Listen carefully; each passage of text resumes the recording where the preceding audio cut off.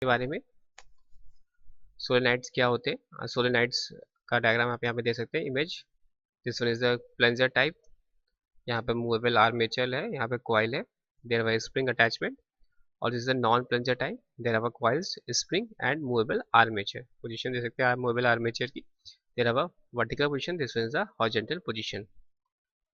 तो सोलेनाइड्स क्या है? Solenoids consist of coil and movable iron are called armature. Or when the current is passed through the coil, it is gets energized and consequently the core moves to the increase the flux linkage by closing the air gap between the cores. हम यहाँ पे create कर रहे हैं solenoids consist of a coil or movable iron core is called the armature. Or when the current is passed through the coil, it gets energized and consequently the core moves to the increase the flux linkage by closing the air gap between the cores.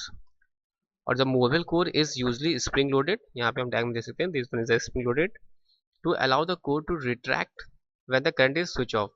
तो ये वापस अपनी position में पहुंच जाए, इसलिए the movable core is usually spring loaded to allow the core to retract the current is switch off, and the force generated is approximately proportional to the square of the current and inversely proportional to the square of the width of their gap. This is the movable armature, this is the coil, this is the spring attachment. Solenoid basically क्या होते हैं?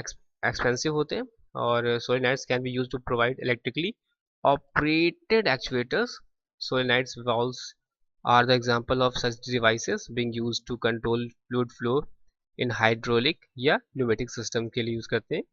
और the use of solenoids limited on off applications के लिए, जैसे कि latching, locking and ट्रिगिंग. तो generally use कहाँ कहाँ हम लोग करते हैं इसका? होम अप्लाइंसेस में यूज़ करते हैं, जैसे कि हमारी वॉशिंग मशीन्स के बॉल्स में यूज़ करते हैं, ऑटोमोबाइल्स में यूज़ करते हैं, door latches and starter solenoid, pin ball machines में यूज़ करते हैं, जैसे plungers and bumpers, factory automation में यूज़ किया जाता है.